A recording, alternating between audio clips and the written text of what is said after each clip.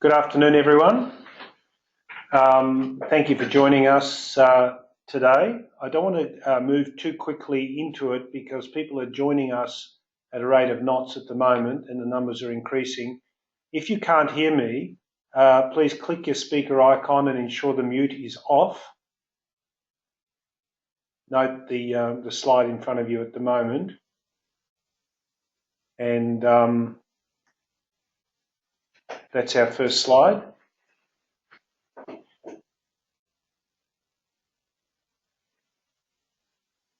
I don't know if on the screen, can anyone see me? Yes, I can. They can? I can't see that they can see me.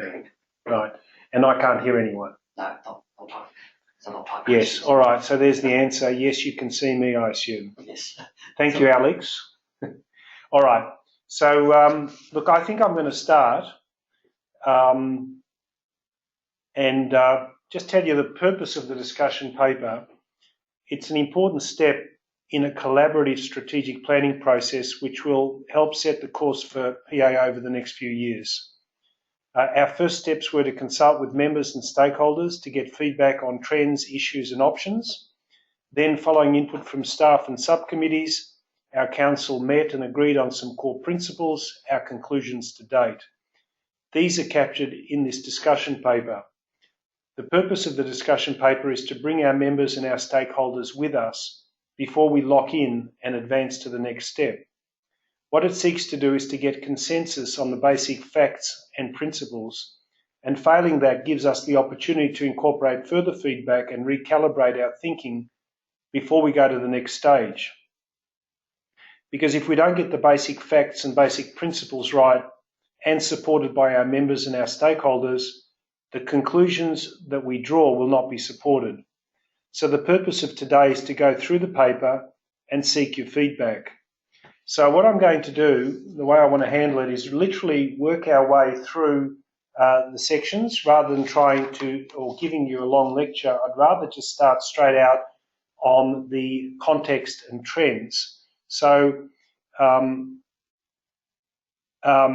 when we look at that slide that you've got in front of you, we had a facilitated session with the board and with staff, and the challenge was to work out what the major drivers were going to be that would influence Philanthropy Australia's future. And the ones that we saw, intergenerational wealth transfer was huge, and we saw that as a something that's already, if you look, from 10 years ago, not much. Today, somewhat. We see over the next 5, 10, 20 years a huge increase in that, and that will have an enormous impact on philanthropy and indirectly, therefore, on Philanthropy Australia. Living donors, the trend of people to give more money while they're alive rather than leaving it in their wills, which means that the whole structure of giving, the nature of giving, the givers, the receivers all change, accountabilities, etc. Another one that we came up with was impact investing. We're not 100% sure where that's going. We're sort of thinking that it's just emerging, and possibly over the next 10 years it's going to become a very significant force once people work out exactly how it works and what doesn't work, and the failed experiments lead to teachings and learnings, and the huge successes inspire people to do more of it. Then we've got the whole crowdfunding, donor circles, democratised giving, we've called that. We don't see that as being such a huge force, but a significant one.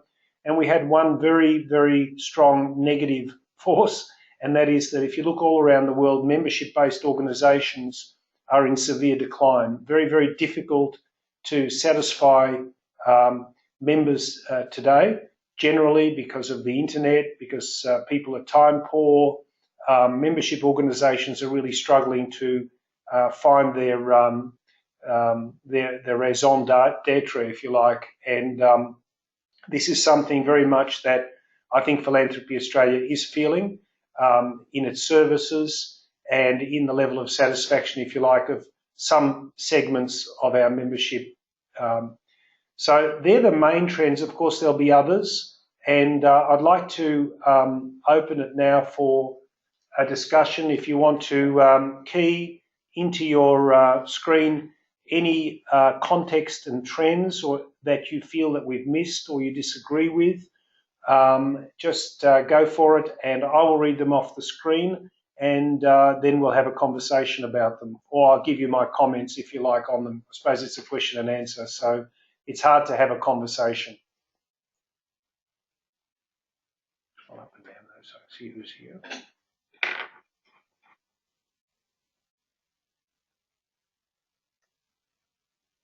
Okay, great.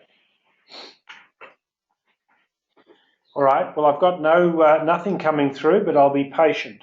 So those of you that are clacking away, we'll just wait a few more moments to see. I don't think this is highly controversial. In fact, not much is highly controversial. Some of it's more interesting than the rest in the discussion paper.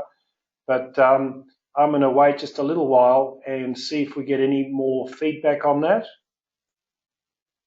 I'm happy. I will return to it if there's a delay, okay? In other words, if someone comes up with a question, I'll go back to this slide in a moment.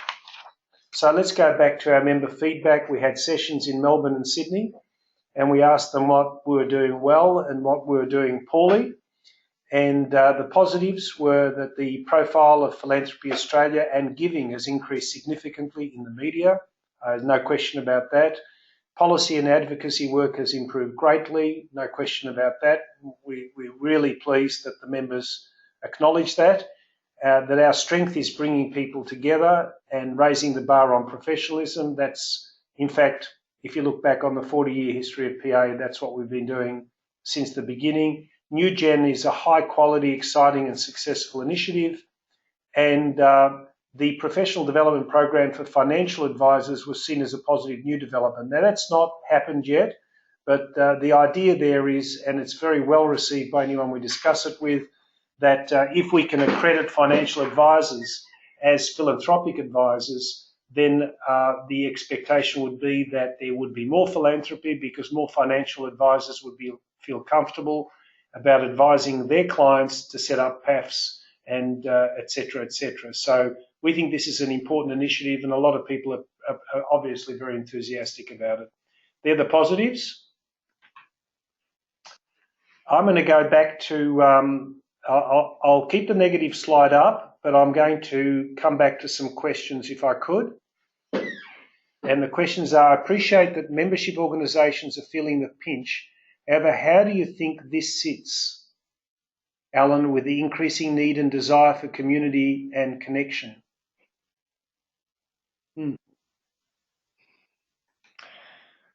It's a very good question.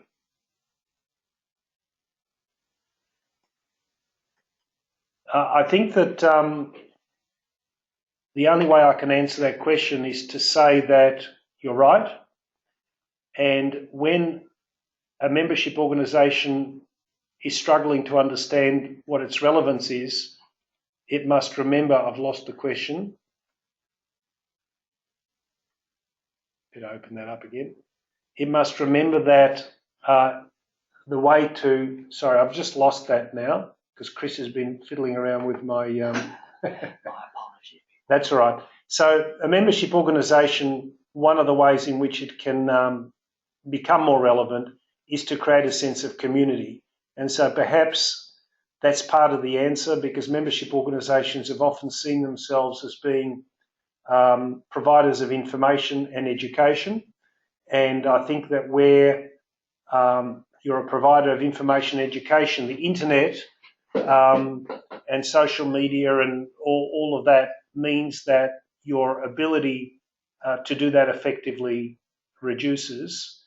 And also the other thing that's happened is that membership organisations are often providing commercial services, and they're sometimes not as good as, because of their constraints, primarily because of the nature of the membership organisation, as private providers.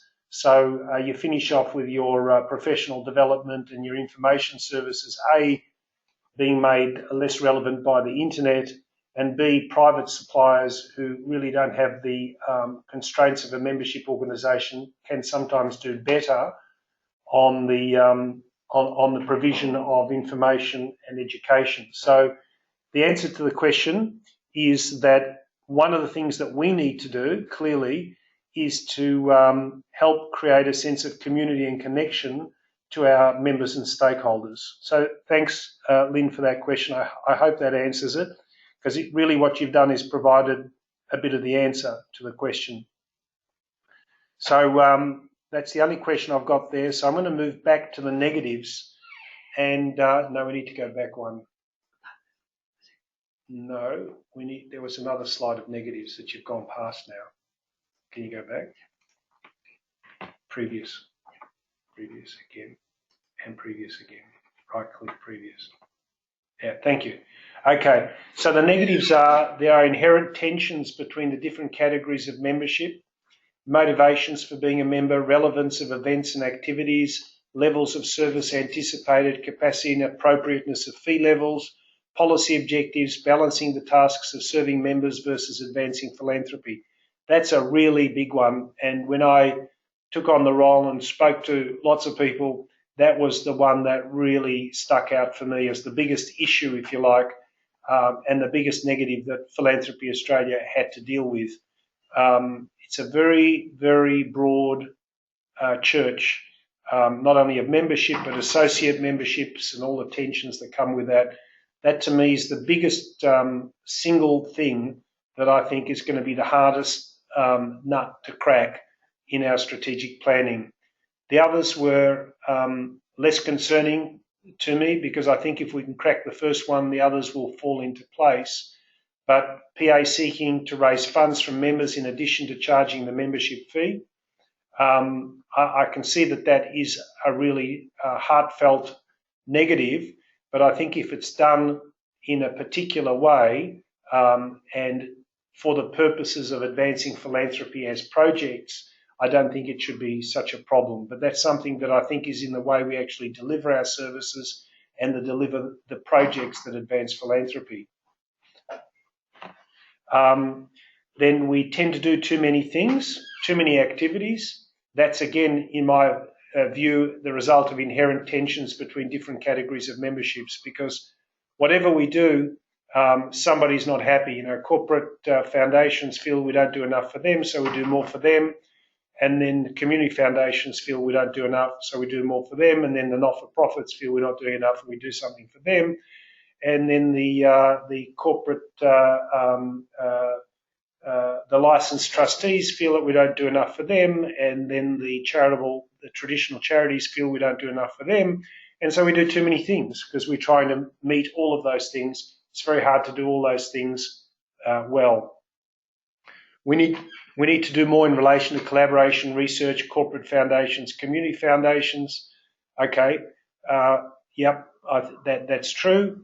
And we need to be more transparent and improve governance as an organisation. I'm not trying to answer these negatives. These were the negatives that were given to us, but I think I am answering them as I'm going along, and I completely agree with that.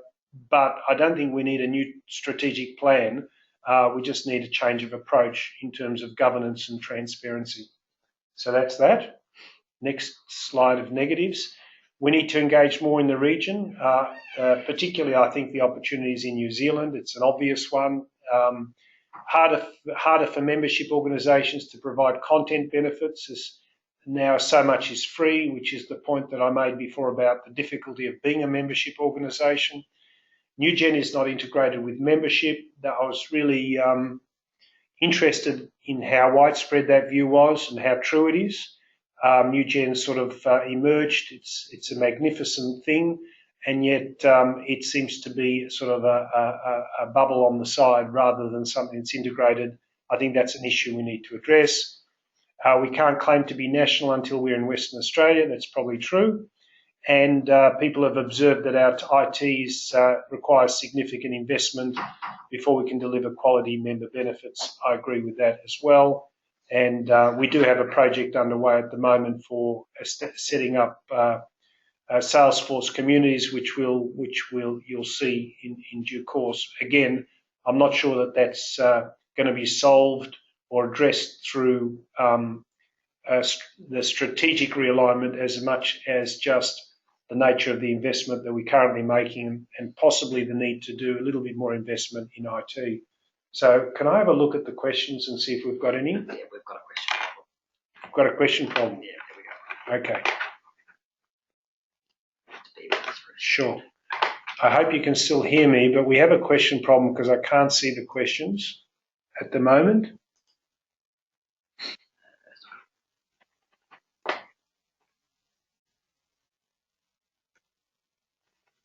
There we are. You got it. Just leave that up. Okay, so we've got no more questions have come through. And so we've done the positives, we've done the negatives, member feedback, and now what I'm asking you for, and I'm happy to come back to them again, is whether you feel that we've missed some positives or some negatives in our thinking. I'm going to move on, but feel free to put those questions in. In fact, feel free to, what is the impact? What is impact investing? Thank you, Laurie. Impact investing is, I'll use it in the context of a foundation. There's so many layers to this. Impact investing is investing that's undertaken not necessarily entirely for return, but also for social outcomes. Normal investing is normally done purely for returns, and impact investing is to produce not only returns but social outcomes.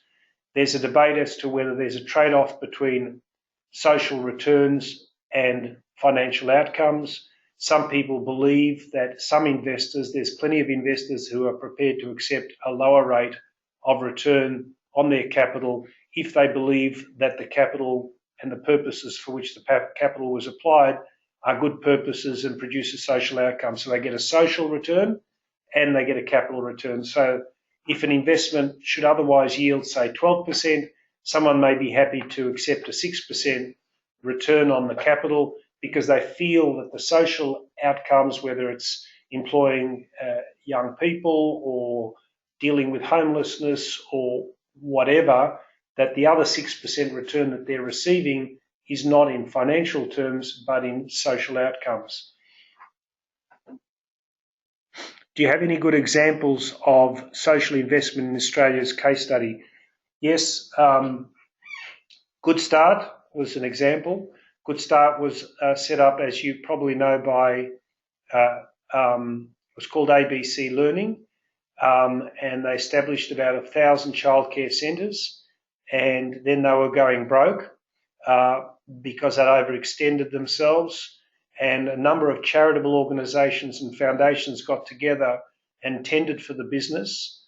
Included in the capital was some foundations who used part of their corpus to invest in the venture. So they got equity funding from a few charities.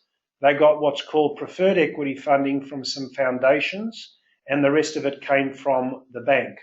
And they were successful in buying that business, turning it around. It's now a wonderful example of an enterprise where all the profits go back into the enterprise, and the profits are used for things like improving the experience of the children, training the carers, many of whom are from the Horn of Africa, etc., etc.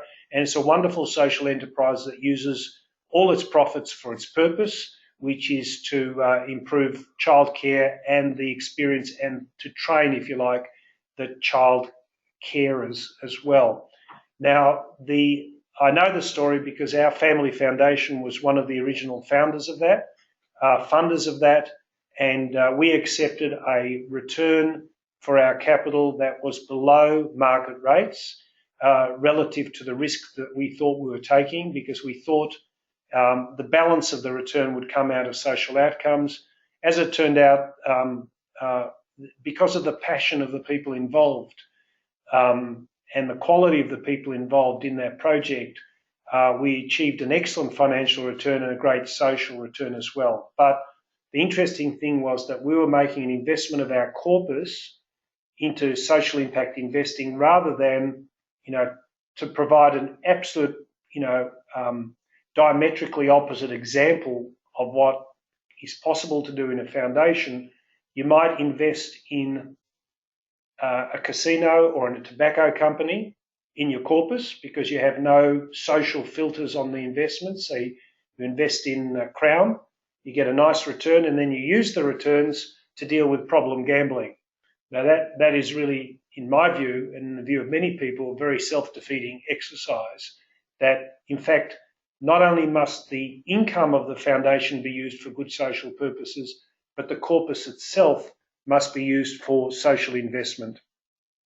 So I hope that helps a little bit, and happy to take that offline, Jane, as well, if you want. I've got a few more examples, but I just don't want to sort of chew up too much time. So we've got, oh, something's come up. It helps a lot. Thank you. Oh, that's good. Thanks, Jane. All right, so can we move on to the next stage? And I'm happy to keep scrolling. If we can make that bigger. I'm not sure if we're missing any questions. Have we got all the questions? Okay, good. So let's go to the next slide if we're able to. Both. Now, as I said, the most significant thing is really about the membership. Who are our members? Who are our stakeholders? Who do we serve? Because our membership is very diverse, and that's both a strength and a weakness. And I think that very much our focus in our strategic thinking is to crack this nut of how do we serve such a diverse group of people effectively to advance philanthropy. So we can move on, unless we've got more questions, which we don't. Okay, so sometimes principles can sound like motherhood, but sometimes they're incredibly powerful because people will agree with principles in the abstract, and then what that does is creates alignment when you're dealing with specific issues because you can go back to the principles. And I found this in my life a very powerful force, and that you actually try to abstract your thinking to principles. You get agreement on the principles, and then you work out what you're going to do that are consistent, things that you're going to do that are consistent with the principles. And then when you decide to do something and someone says, why did you do that? You say, it's because of this principle that we agreed to, or it's that principle that we agreed to. And to the extent that there's coherence between the actual execution or development of the strategy and the principles that you've agreed to, it gives you a very robust way of explaining what you did and why you did it. So although these things sound like motherhood, they're not. And I'll try to sort of elaborate on some of them as to why they're not, why they're a lot more than broad statements. Although I must say we've had very good feedback on this document, so obviously people do understand what we're doing and how we're doing it. So the first principle is to be open to new engagements in the wider philanthropic sector with individuals and organisations with an interest in and commitment to contributing to more and better philanthropy. Now that statement is a very powerful statement because we're not saying that our members are philanthropic trusts and not this and they are that, or that our members should be not-for-profits or shouldn't be, or that they should be corporate foundations or community foundations. We're actually defining a thing called the philanthropic sector. And the philanthropic sector is made up of individuals and organisations with an interest and commitment to contributing to more and better philanthropy. That's a very different lens about looking about what the role of Philanthropy Australia is. For example, the role of Philanthropy Australia could be to serve its members, not to serve for more and better philanthropy. And then it has to choose who its members are. And once it's chosen who its members are, that refines and defines what we do and what we don't do. But if we say there's a wider philanthropic sector, it includes lots of people. It could include advisory firms that have a passion and interest and commitment to contributing to more and better philanthropy. It could be a corporate foundation. It could be a not-for-profit, a sophisticated not-for-profit who has a whole series of programs. It could be a charitable trust or a foundation. So we've actually created a wider net for who our stakeholders are through that statement. We've got to be open to new engagements in the wider philanthropic sector, and we're defining the philanthropic sector as being individuals and organisations with an interest in and commitment to contributing more and better philanthropy. So it's not who you are, It's not whether you're a not-for-profit or you work for JB Weir or you work for Myer or you work for Equity Trustees or the Brotherhood of St. Lawrence. It's your attitude and it's your desire to contribute to more and better philanthropy that makes you a person of interest to Philanthropy Australia. Very powerful, very important, sort of different way of thinking about where we're going.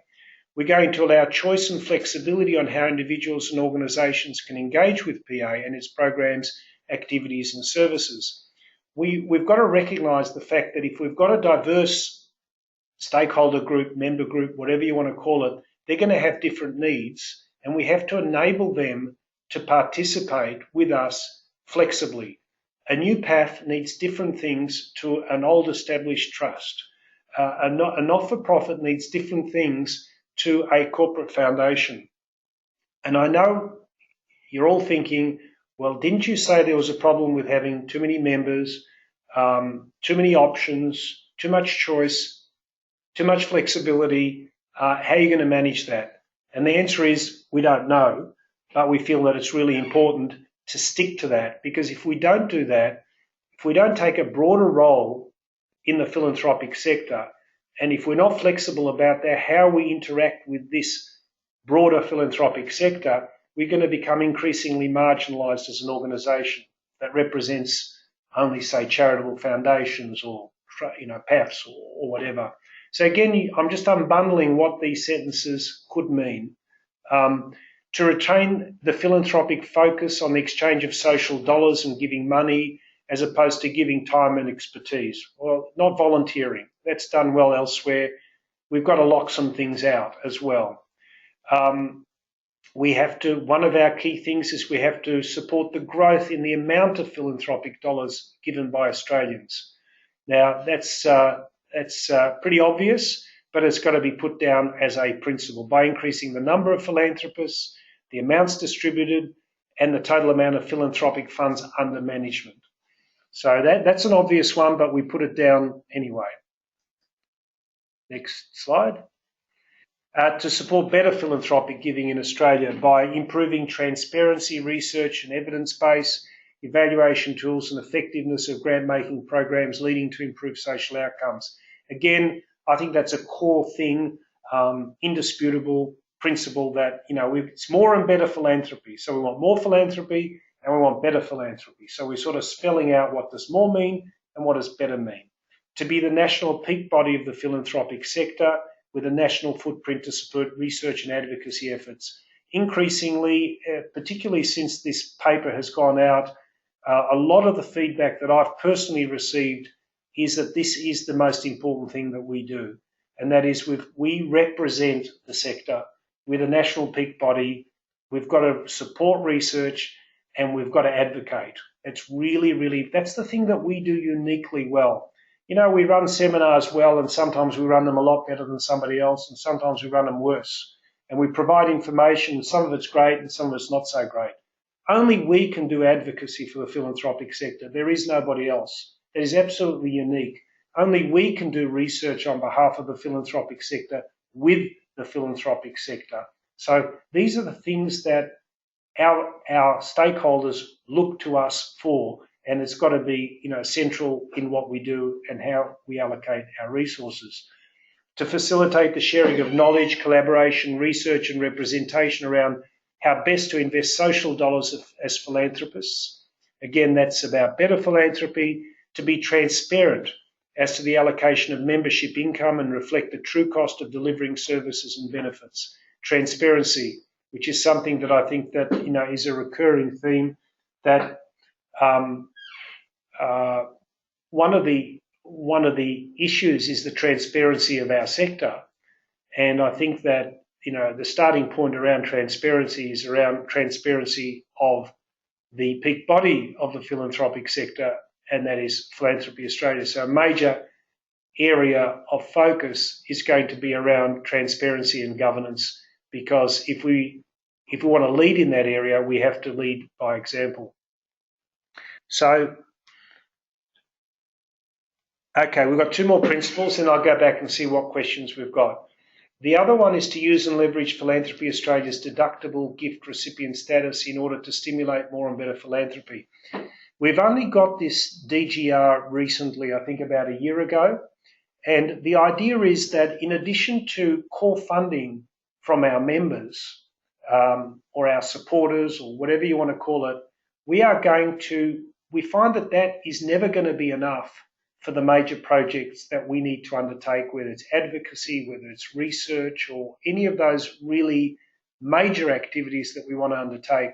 And we think that it's completely appropriate for us to develop projects and approach our members through our deductible gift recipient status to voluntarily participate in projects that advance philanthropy, because we believe that many of our stakeholders and members and supporters actually have as one of their objectives, implicit or specifically within their core documents, one of their objectives is more and better philanthropy. In other words, not only do they want to be good philanthropists, not only do they want to teach someone how to fish and not just give them fish, but they want to improve the quality of the fishing lines that people use, the block and tackle, if you like, of fishing. And when you support projects that advance philanthropy, it's a hyper leverage, if you like, on those philanthropic dollars. Not everyone sees that, and that's fine, but those that see that are grateful to us, and we've seen this in the past, where we come to them with projects that actually help them achieve their objectives, which is to stimulate more and better philanthropy. And there's quite a number of our foundations that have specifically said to me that, yes, we would be delighted to receive submissions for Philanthropy Australia for projects that advance more and better philanthropy, because by doing that, you actually advance our interest, our foundation's interest, because it is one of our objectives. So that deals with the problem of, that was one of the negatives, that you take our membership fees, then you come to us for funding as well. I think it's a matter of how it's done and for what purpose it's done and how it's understood and who you approach. So I do think that this is a really important principle to put it right up front, that we will be doing this because it's an important thing to do, not to sustain our organisation, but to enable us to do more things than we would otherwise be able to do. And to build on the thought, leadership, innovation and creativity of members as the work of giving social dollars matures and evolves. And I think that, I don't know how many of you are aware of the current mission, but the current mission talks about leading the sector, and the proposed one talks about serving the members, if you like, or the stakeholders. And I think there's a huge difference, and this final point sort of makes that point about the difference. We believe that the power and the intelligence, we know that the power and intelligence of our organisation resides amongst our members and not inside us. So we're not going to try to create a whole bunch of things that our members have already got. And so what we're going to do is we're going to build on your thought leadership, our members' thought leadership, the innovation and creativity of our members. We don't have to be the thought leader. We have to facilitate thought leadership. We don't have to be the greatest innovator. We don't have to be the most creative. We have to serve, if you like, our members in those activities. So, have we got any more questions? No more questions. Good. All right, let's move on. So, this is leads to what seems again like an innocuous sentence with lots of power, I think. And if you pull apart that sentence, you can see there's a lot in it, and there's a lot unanswered still. What we want is acceptance through this process of engagement that this is a good purpose, and then we'll work out in the next stage what does that mean in terms of the specific strategic initiatives that we take. So we're going to be the peak body that serves the philanthropic sector to achieve more and better philanthropy. So let's unpack that. Our objective is to achieve more and better philanthropy. How do we do that? In two ways: by being the peak body and by serving the philanthropic sector. How's that different? It's different because we are going to define philanthropic sector as being not by a range of legal structures, but by attitudes. The philanthropic sector is anyone, any organisation or any individual that is interested in, passionate about achieving more and better philanthropy. They're our stakeholders. They're the people that we serve. The word serve rather than lead is about how we want to connect with the philanthropic sector. For me, organisations like AEGN are part of the philanthropic sector because they seek to achieve more, and I just use them as a random example. If we're leading, it's a different relationship to serving. We see ourselves as serving our members and helping our members because we're small and we're weak. Our members are big and they're strong, and there's many of them when you think about the philanthropic trusts and the foundations and the corporate foundations. So we're recognising that we are the peak body, and that creates a lot of responsibilities, and we have to focus on that first. And we serve the philanthropic sector primarily to achieve more and better philanthropy, but primarily by focusing on our peak body responsibilities, which is a lot about research, government relations, etc., etc. So I could go on, but I don't want to anticipate our conclusions because we haven't got firm conclusions beyond that. But that, I think, creates a frame for the conversation. Philanthropic sector needs to be defined. More and better philanthropy needs to be defined. The role of a peak body needs to be defined. We've got a rough definition of them. I think everyone who's listening to this and has read the document looks at that, and the reaction I've had to date is it's very good, but how's it different? And it's hugely different, I think, as I've sort of unpacked it during the conversation so far. So I hope that that generates some questions, but if it doesn't, I'll move on. So we're going to go through, I've actually dealt with the questions as I've gone through the presentation, and you see them on the screen there. Do I see them on the screen, or do they just see me? Do they see both? Okay, good. All right. So I find this very frustrating that you're not here in front of me, that I can talk to you and get responses. But please, I've said as much as I'm going to say. I don't have much more to say. Please put some more questions in. Tell me where we've missed the mark. Feel free to do it later based on what you've heard. But I'm waiting for questions.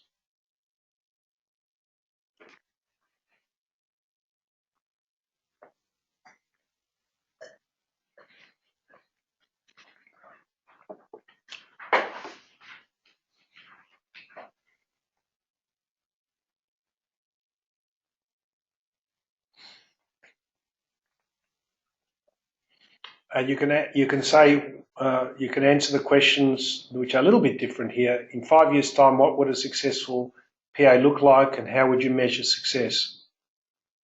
I think that the most important thing is, has any of this struck a raw nerve? Are we off track? Are we headed in the wrong direction? Have we missed something big? Is anyone really upset about anything we've said that we need to consider before we take the next step? That's the purpose of this session and the process. So those of you that are on this, there's quite a number here, quite a number. I don't know if it's 18 or 101. 18. I think we have 38 registered. Please, you've heard me today, do go back to the Survey Monkey we sent you if you feel more comfortable about responding via the Survey Monkey.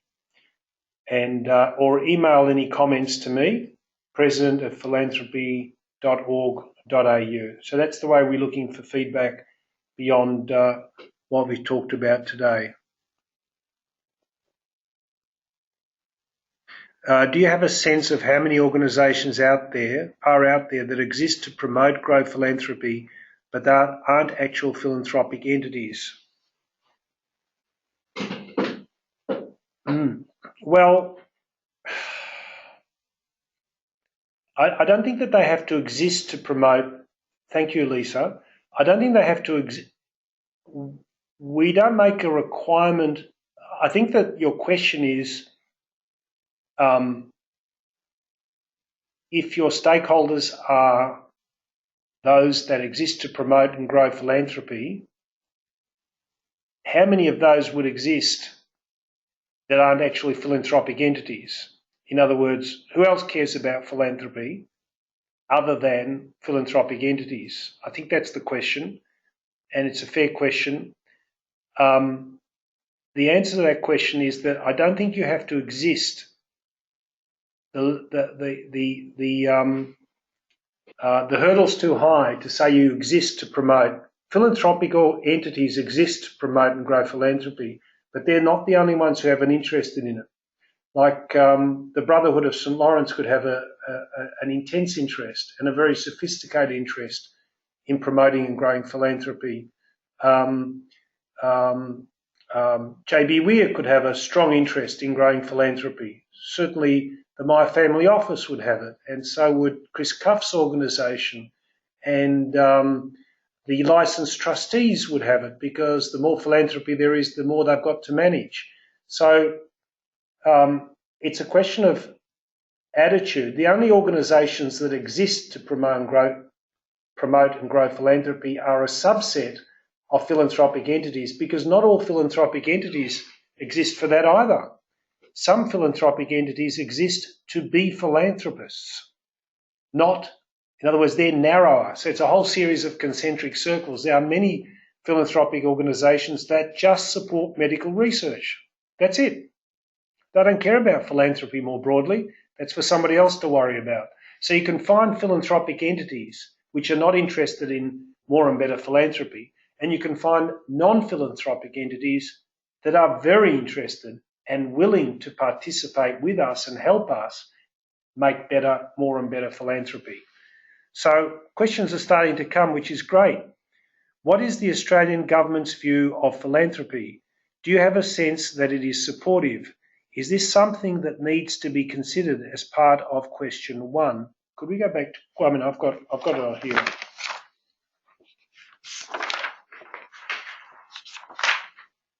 Yeah. Are there other environmental and contextual changes that we have missed that need to be considered as part of the strategic planning process for PA? I'll take that. I agree with you. I think attitude of government is a good one. It's probably a little bit political and therefore, you know, we've got those curves that run over long periods of time. It probably can change every 3 or 4 years. I think the general view, you know, the conventional wisdom is that a Labor government would be less interested in philanthropy and more interested in direct government sort of services, and a Conservative Liberal government would want to exit some services and hope that philanthropy comes in to fill the gap. So on that superficial analysis, you could argue that a Liberal government's going to be more supportive of philanthropy. I don't think it's that simple, but I think it is something that needs to be considered as part of question 1. Right now, we've got the Prime Minister's Business Community Partnership. John Howard, you know, introduced PAFs, so that gives you a bit of a sense that, you know, the Liberal side of government, of politics, is more likely to be supportive of philanthropy, but not necessarily. I think the world's changing, and those simple left-right things are a little bit oversimplistic. But if you reframe that question of as, you know, the attitude of government to philanthropy, I think the long-term reality is that if it was one of the curves that we had on that, it would be rising. Governments are increasingly, whether Labor or Liberal, finding the budget difficult, and they're looking to philanthropists and the private sector to sort of fill the gap. So I think it would be a long-term upward trend with a few sort of bubbles along the way. Just a comment, the purpose is very well expressed, thank you. How might this purpose impact on advocacy with government in the future?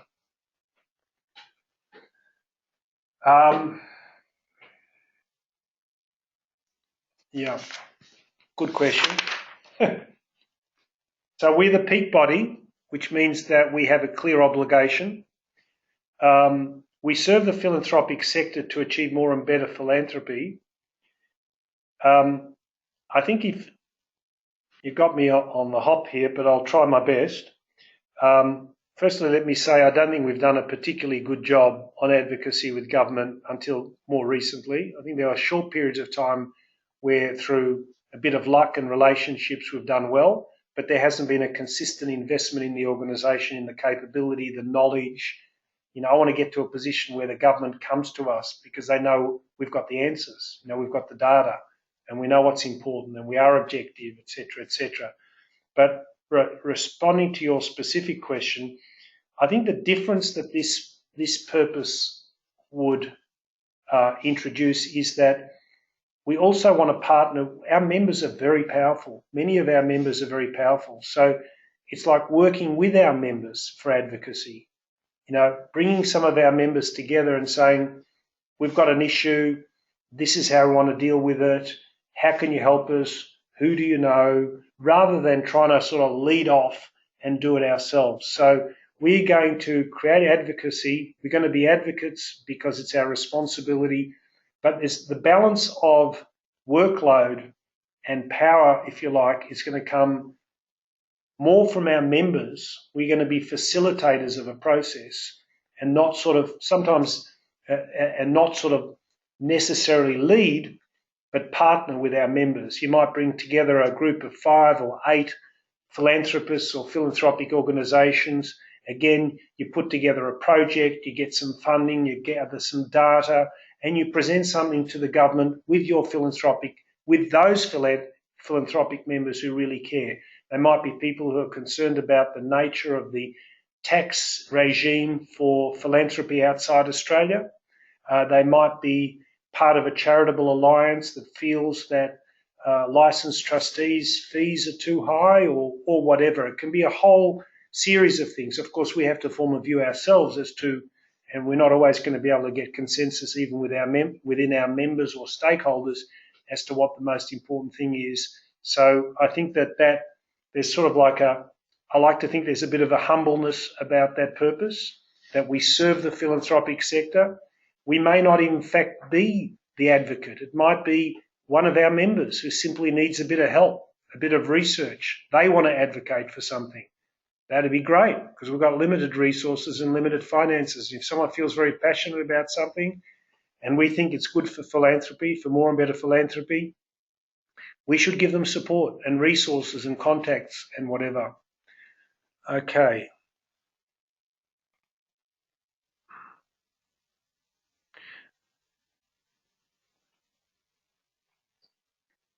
Yeah. There's no new questions, but they were good. Thanks for that. And thank you, Lynn, for that positive feedback on the purpose. It did seem a bit daggy, more and better initially, but it's grown on us and everyone loves it because it's so simple. It's so easy to remember. And that's why we chose it. More and better, it's pretty unmistakable.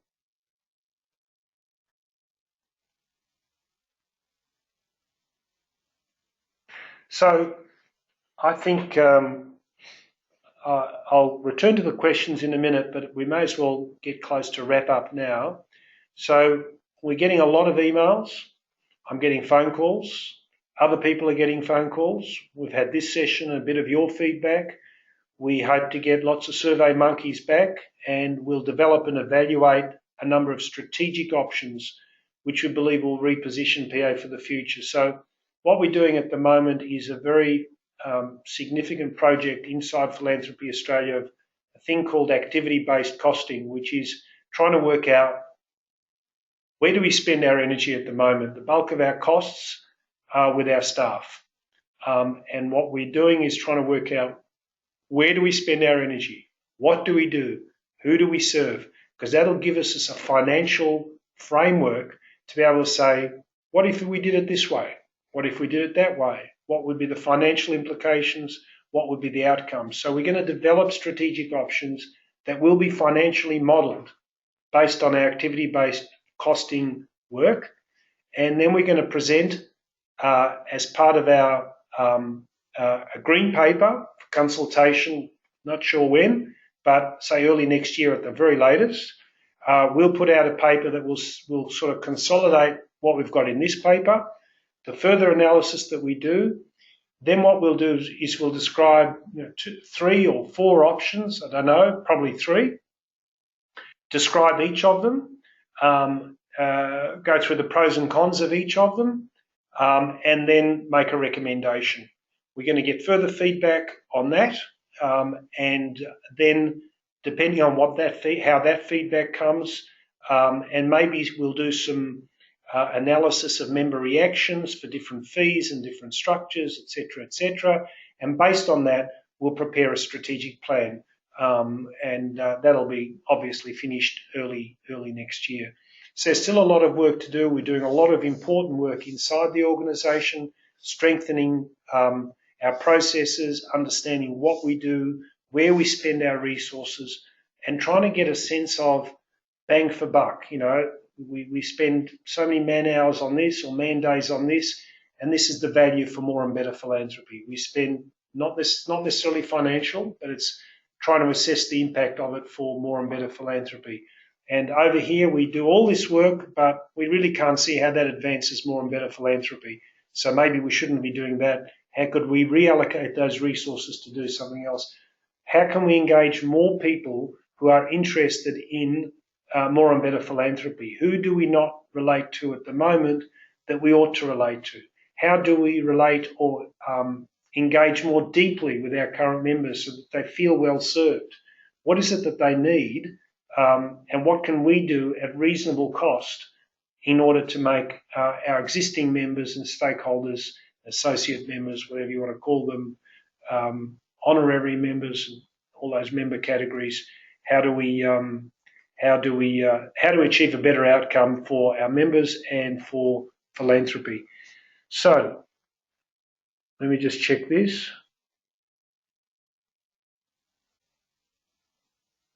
I've answered all your questions, and it's 5 to 2. So unless any other questions pop out, thank you very much for coming. I must say, although I've enjoyed it, I haven't loved it because I like to be able to look at people when I'm talking. I'm just talking at a screen, which isn't that much fun. But I hope you've enjoyed it. I hope I've been helpful. And thank you so much for attending. Thank you for your questions. Please give us feedback. It's really important. Even if it's nothing more than, I like what you've said, I'd appreciate that, because that, rather than us feeling no news is good news, I'd rather have a whole lot of good news that people think we're sort of on track. All right, thanks very much, and I'm going to log off. Have a great weekend, everyone. 1 minute. Oop, things are coming. Very interesting examples. Thank you. It was great, convenient format. Yes, that's right. Oh, good. All right. Well, thanks for that. Everyone, have a great weekend.